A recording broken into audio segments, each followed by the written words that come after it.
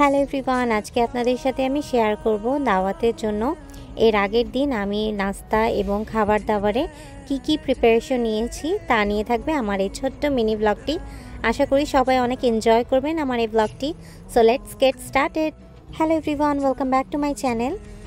তো সকালবেলা ঘুম থেকে উঠে আমি পুডিংয়ের জন্য প্রিপারেশন নিচ্ছিলাম। আমি এখানে 6টা ডিম দিয়ে পুডিংটা বানাবো। আর আপনারা পুডিংয়ে যত বেশি ডিম দিবেন পুডিংটা তত বেশি শক্ত হবে এবং খেতে অনেক বেশি মজা হবে। তো আমি এখানে ক্যারামেলটা রেডি করে নিয়েছি। আমি কিন্তু পুডিং বানানোর ক্ষেত্রে অত বেশি একটা মিষ্টি দেই না, আমি একদম এভারেজ মিষ্টি দিয়ে আমি পুডিংটা মেক করি। তো এখন পুডিংটাকে ছেঁকে আমি বাটির মধ্যে দিয়ে দিব। আর পুডিংটা কিন্তু খুবই ভালো করে ব্লেন্ড করতে হবে। আর আমি এখানে ইউজ করেছি এভোপোরেট মিল্ক। আপনারা চাইলে কিন্তু দুধ ঘন করেও এখানে ব্যবহার করতে পারেন, এটা সম্পূর্ণ আপনাদের উপরেই নির্ভর করে। তো এখানে স্টিম করার জন্য আমি এখানে পানি দিয়ে দিয়েছি। ওভেনে এটা সময় লাগবে 1 ঘন্টার মতো। আর এখন আমি ক্লাব স্যান্ডউইচ বানাবো। আর ক্লাব স্যান্ডউইচটা রাতুলের ভীষণই ফেভারিট। এটা মাঝে মাঝে আমি বানিয়ে রাখি বাসায় গিয়ে স্ন্যাক্স হিসেবে বা আমাদের টিফিনের জন্য, কারণ আমরা প্রতিদিনই যখন কাজে যাই বাসা থেকে আমরা টিফিনটা মেক করে নিয়ে যাই, মানে খাবারের জন্য। তো এখানে আমি একটা স্পেশাল সস বানিয়েছিলাম। আপনারা যদি এই সসের রেসিপিটা চান আমি নেক্সট টাইম শেয়ার করব। আমি আসলে এই ভিডিওতে শেয়ার করতে চেয়েছিলাম, বাট এটা আমি কোনোভাবে স্কিপ হয়ে গিয়েছে, মানে আমার ভিডিওটাই অন হয়নি। তো আমি নেক্সট টাইম আপনাদের সাথে শেয়ার করব। মুরগির মাংসের সাথে আমি এখানে গাজর দিয়েছি আর সসটা দিয়ে দিয়েছি। আর এই সসের সাথে আমি ব্রেডের মধ্যেও দিয়ে দিব টমেটো কেচাপ দেওয়ার পরে ভালো করে এটাকে একটু স্প্রেড করে নিব।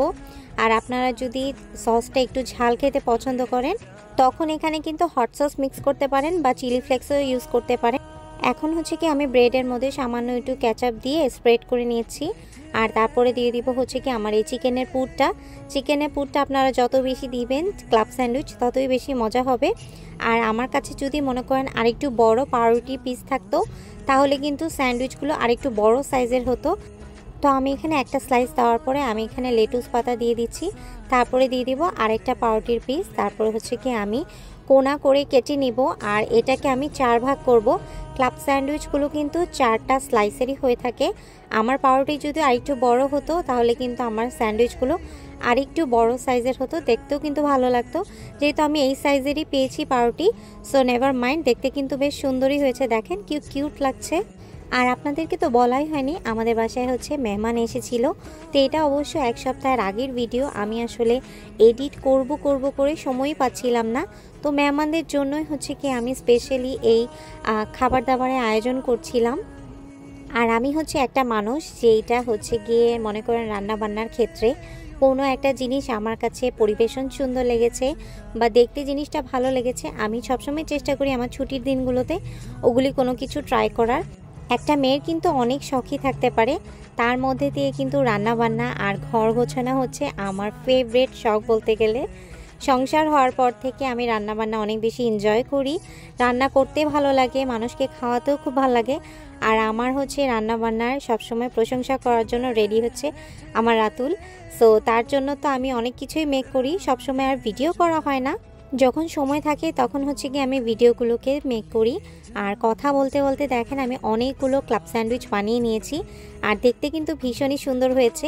কিছু আমি মেহমানদের জন্য করে নিয়েছি আর কিছু রাতুলের জন্য, কারণ এই স্যান্ডউইচটা সে খেতে ভীষণই পছন্দ করে। তো আমি এখানে চটপটিও বানিয়ে নিয়েছি। আমি আগের দিন রাতেই বুট ভিজিয়ে রেখেছিলাম। তো এখন চটপটিগুলোকে আমি ভালো করে মনে করেন টক দিয়ে মশলা দিয়ে মেক করে এখন ফ্রিজে রেখে দিব। এখন আমি আমের জুস বানাচ্ছিলাম বা আমের শেক বলতে পারেন। এখন যেহেতু সামার টাইম অনেক আম এসেছে বাজারে, তো আপনারা আম দিয়ে কিন্তু অনেক ধরনের ডেজার্ট তৈরি করতে পারেন। তো আজকের এই ডেজার্টের রেসিপিটা শেয়ার করলাম না, নেক্সট টাইম শেয়ার করব। তো ম্যাঙ্গো শেকটা করার পরে আমি এখন ছোট কন্টেনারে এগুলোকে সুন্দর করে সার্ভ করব। আর আম দিয়ে কিন্তু আমি কিছু রেসিপিও কালেক্ট করে রেখেছি যেগুলো আপনাদের সাথে খুব শীঘ্রই শেয়ার করব। তো আমি ছোট করে আম স্লাইস করে কেটে নিয়েছিলাম উপর দিয়ে এভাবে সুন্দর করে ডেকোরেশন করার জন্য। যদি উপর দিয়ে এরকম কয়েকটা আম দেওয়া যায় তাহলে কিন্তু দেখেন লুকটা একদম চেঞ্জ হয়ে যায়। তারপরে আসলে আমি কিছু পাতা অ্যাড করে দিয়েছি। আমি আসলে রাতুলকে বলেছিলাম যে পুদিনা পাতা আনতে বাজার থেকে, সে পুদিনা পাতার বদলে এটা কোনো একটা পাতা নিয়ে এসেছে, বাট নেভার মাইন্ড, এটা দিয়ে আমি সুন্দর করে ডেকোরেশন করে নিয়েছি। আর দেখেন, দেখতে কিন্তু লুকটা অনেক বেশি সুন্দর হয়েছে। আমার আম্মু বলে খাবার দাবার যাই থাক না কেন, সুন্দর করে যদি পরিবেশন করা যায় তাহলে কিন্তু খাবার খাওয়ার আগে যে আগ্রহটা সেটা কিন্তু দ্বিগুণ বেড়ে যায়। তো আমি হচ্ছে কি এরকম একটা কেক স্ট্যান্ডের মধ্যে এটাকে কাভার দিয়ে রেখে দিব, যেহেতু কালকে আমার মেহমান আসবে, তো কালকে ওনাদেরকে এটা সার্ভ করে দিব। আমি হচ্ছে মেহমানদের জন্য এখানে ফিরনিও করেছিলাম। তো ফিরনিটাকে ছোট একটা কন্টেনারে, মানে কাপকেকের যে কন্টেনার রয়েছে, এখানে সুন্দর করে হচ্ছে কি একটু সার্ভ করে দিব। আর এগুলো হচ্ছে সব আমার স্ন্যাক্সের আইটেম, মানে খাবারের আগে স্ন্যাক্সগুলো হচ্ছে কি আমি এভাবে প্রেজেন্টেশন করে দিব। তো আর নেক্সট ব্লগে আপনাদের সাথে শেয়ার করব যে মেইন কোর্সে কি কি থাকছে আর কিভাবে আমি সব কিছু পরিবেশন করেছি, তা নিয়ে থাকবে আমার নেক্সট ব্লগ দিই। তো আজকের মতো এখানেই বিদায় নিচ্ছি। আল্লাহ হাফেজ সবাইকে।